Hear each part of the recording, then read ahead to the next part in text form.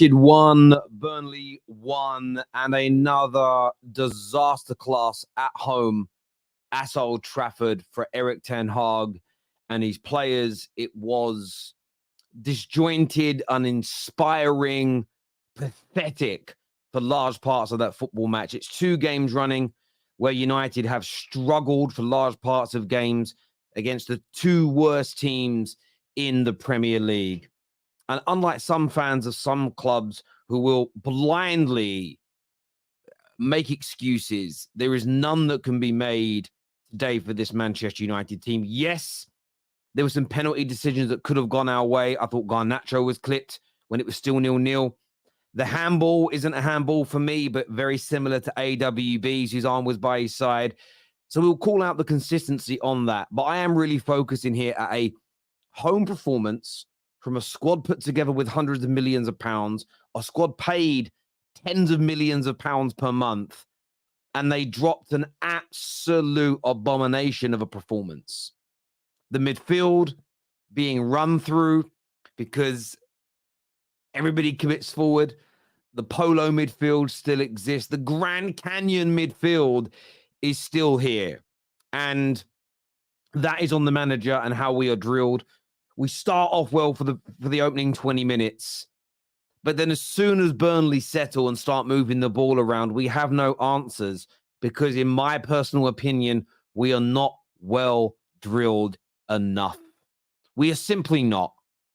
We are simply so poorly coached and put together. I'm not surprised we saw what we did today. We even take the lead late on, and you would say we probably didn't deserve the lead, but we capitalized upon a mistake. Anthony scored, really good goal. But can this Manchester United team see it through? Has this Man United team been developed, coached, nurtured to have a strong stomach? No, we're bottle jobs. We're shocking. Another brain fart moment from Onana. And I know he kept us in the game today with lots of saves. And I respect him for that. But goalkeepers are like the reverse of a striker. A striker can miss 1, 2, 3, 4, 5 chances, get the winner. You're a hero. For a goalkeeper, there's no point in making the abundance of saves that he does just to consistently have brain farts that cost us games, cost us points, cost us places in competitions. Over the course of this season, it isn't the first time that Onana has done what he did in the game. Against Wolves, we just got lucky.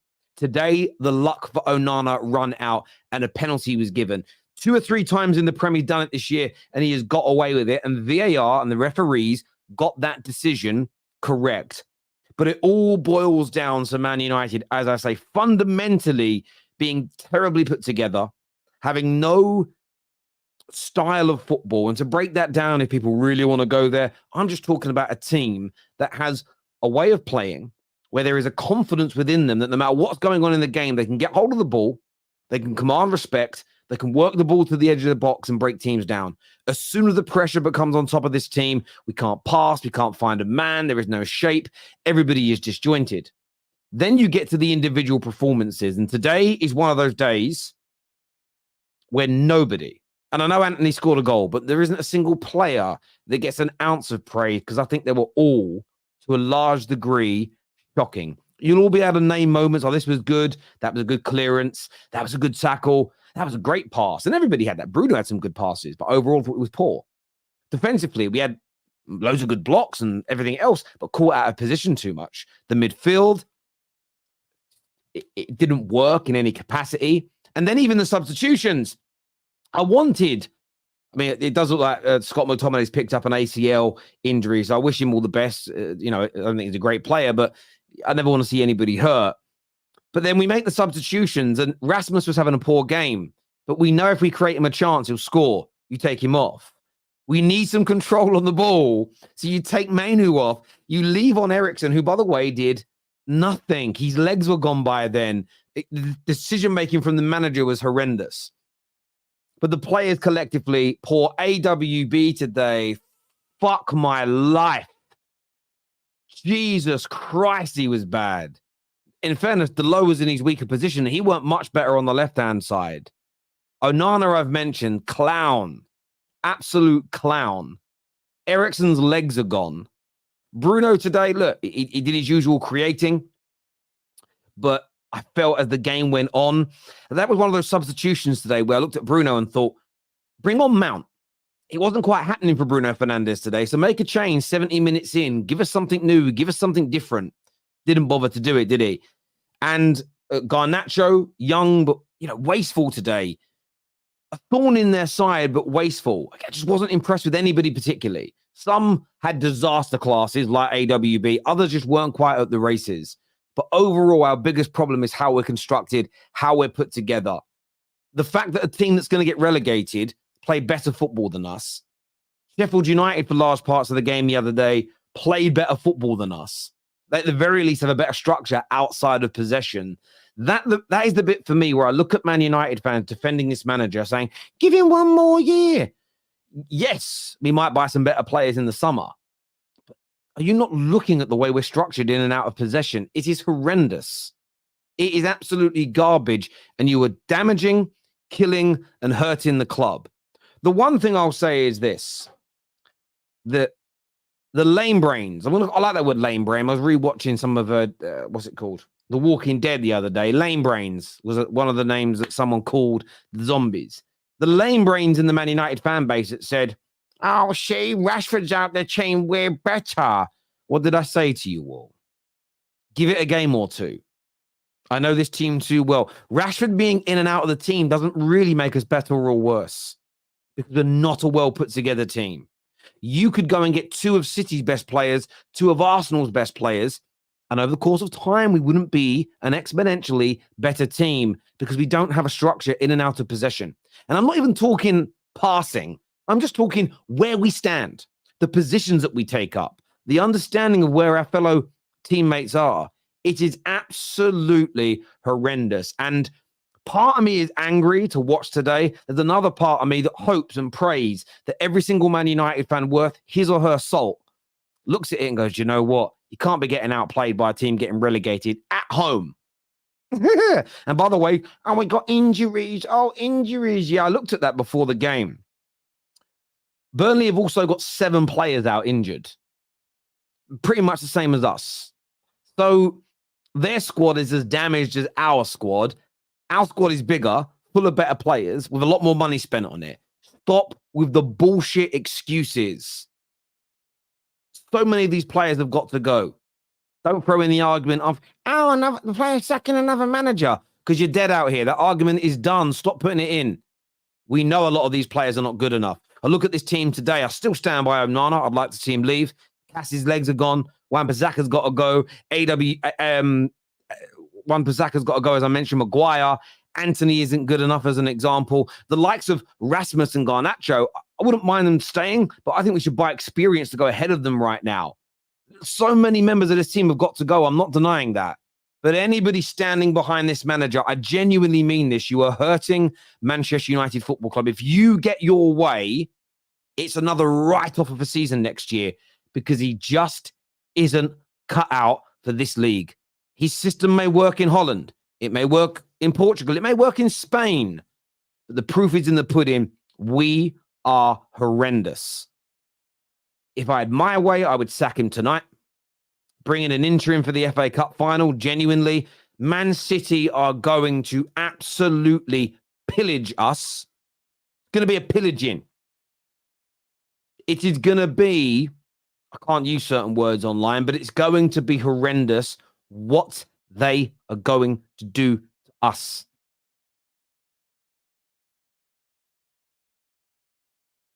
And maybe it will take that. Maybe it will take losing 5 or 6 or 7-0 in the FA Cup final for certain Man United fans to see what the rest of us are seeing. I understand and I get this. I've got to back my team. I've got to be loyal. It isn't backing your team. And I'm going to give this example again as much as it triggers people. Heaven forbid any one of my 3 beautiful children ever ends up having a drug problem. Heaven forbid. I've watched a lot of TV shows, documentaries, real life examples of families that have gone through this. And each of these shows I watch, there's 2 ways that I see it approached. There's some parents who go, I can't bear seeing my daughter or my son in pain trying to get through this. So I go out and I feed their habit for them. I control it, but I feed their habits so they're out of pain because I love them so much. But they continue down that bad road. I see others who'd lock their kid in a room through all the screaming and the smashing of the walls. Let me out. I can't handle this.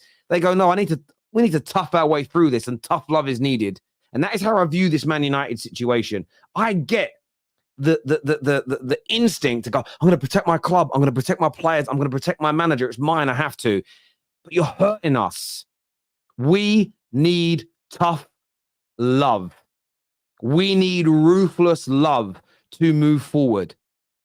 Been saying it for years, and I stand by it. I absolutely stand by it. The tough love is needed.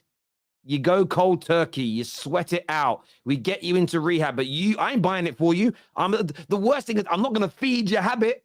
And that's all we do at Man United. We feed the habit consistently. Oh, got to break the manager cycle. Not if the manager's not doing a good job. That isn't going to fix us. It's not going to help us. It's absolutely, we are so bad.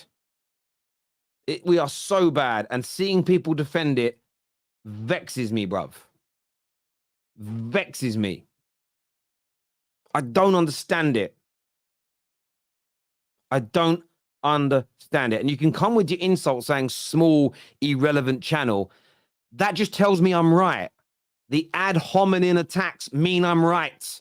Anyone who attacks me as a person, attacks the channel, says anything nasty or horrible, or digs us, or doesn't answer my point, has lost the argument. I'm right. Don't you see? Don't you see?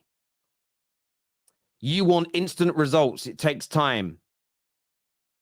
What do you mean instant results? We're 2 years into this and we're getting worse. We just got outplayed at home by a relegation team. Almost £500 million in. Then Star-Lord, I'm sorry to say it, Star-Lord, you hurt Man United. You are part of the problem if you're even thinking this. And the reason I get hate for saying it is because that's what the truth does. The truth hurts. The truth cuts deep. And people also don't like feeling accountable for it. Well, I'm not part of the problem. I didn't make this happen. Listen, everyone knows my stance. Anyone who's given the Glazers money in the last decade, that includes me, is part of this problem. We have all fed this shit that we are seeing right now. And now there's an opportunity to clear it all out in the summer and start again. And people don't want to do it. Stockholm syndrome, bruv. You've got Stockholm syndrome. Legit. You hear about these people that get kidnapped? They fall in love with their kidnapper. That's you, man. You have fallen in love with it. Maybe it's the dopamine release you get from defending the club. Maybe it's you quite like the club being in a bad place because you get to rant and moan. I don't want this. I want to be able to sit here and smile. I want to be able to gloat a little bit. Not too much. Gloating's a bit of it's a bit icky. People that gloat, but a little bit. Hey, I want to be able to celebrate. I want to look forward to a game.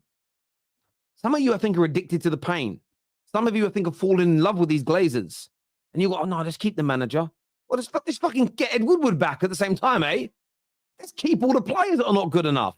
Yeah, that'll work. Jesus Christ. Sorry to blaspheme, but at the end of the day, I think he's the only one that'll understand. Maybe if he parts a cloud and talks to you, you'll get it. I don't know. Mental. He won't do that just for me. I know I'm special, but not that special. As a man, I have nothing but respect for you, Terry. Thank you, Paul. I appreciate that. Thank you.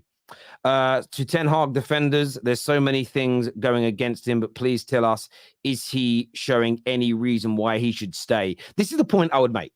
You would sign none of those Burnley players to fix our team, but they play better football than us. So even with the injuries and all the problems, we should be able to play better football than we do. That is just the facts. We're a better team than Chelsea in terms of quality of players. That's why we're ahead of them in the league. They play better football than we do because a lot of their players are bought into their manager. We're done.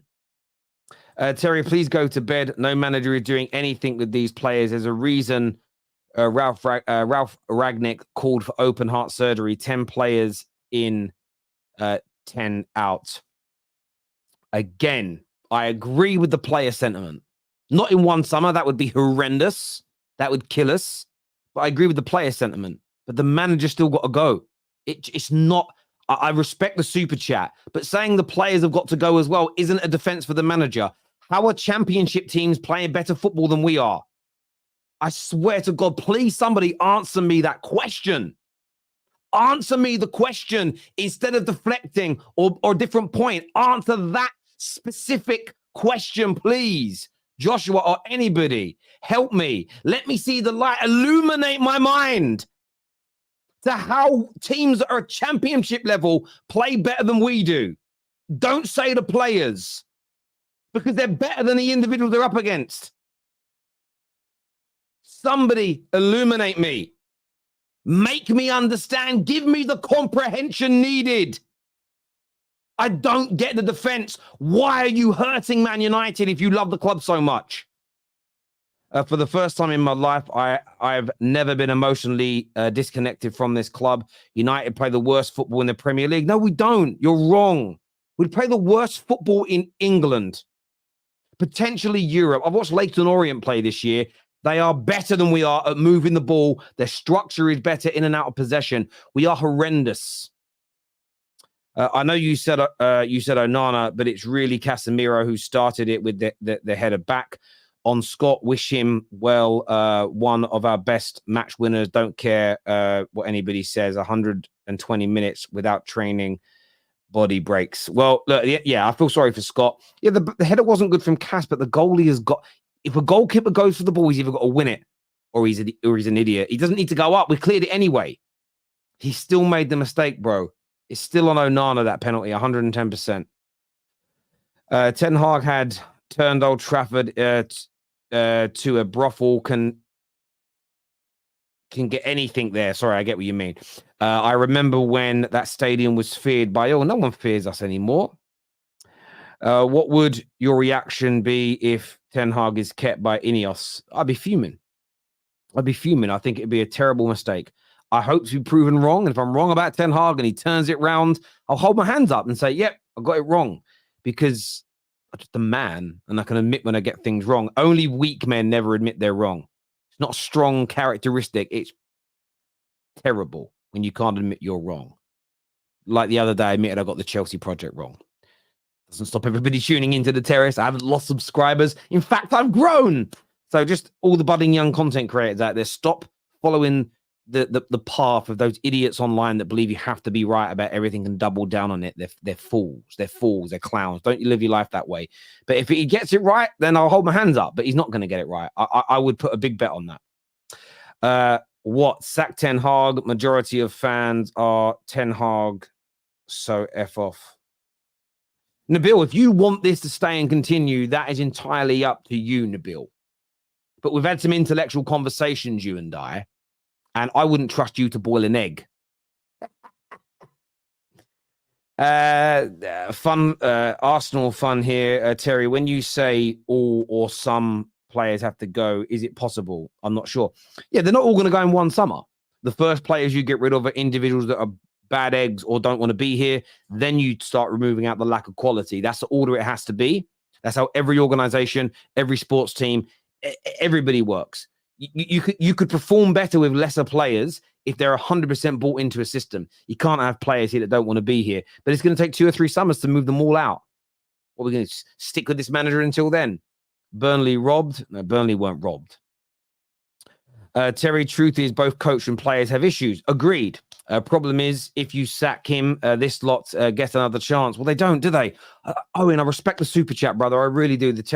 I respect it so much. But they're not going to. Have you not read the stories? A lot of these players are also going to be moved on.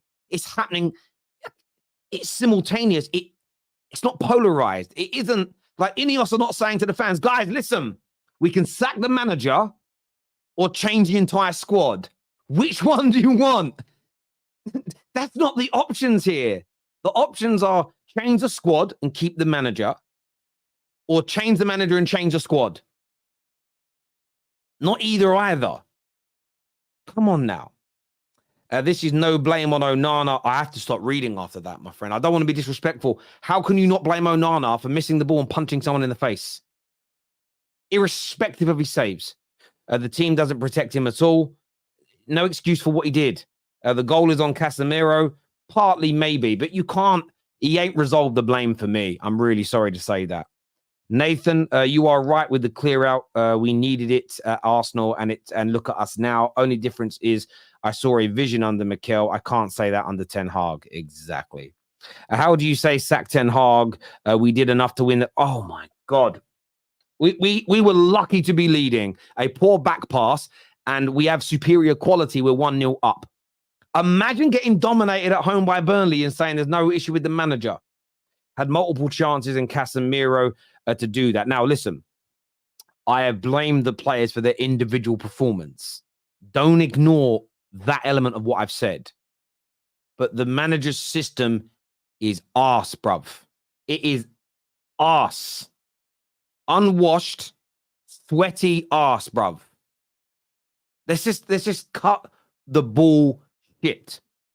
Equally, I've criticized these players. So not pretend I'm polarizing things here. I just don't get how Burnley can control a game and have the majority of possession at Old Trafford in 2024. Well, I can. It's very simplistic. We are not drilled to maintain possession. We have holes all over the pitch because our shape is bad, and everybody exploits it. But just the players. It's just the players. It's just the players. Yeah? My God. I respect you all. I respect the super chats, but my word, we damage our own football club so much.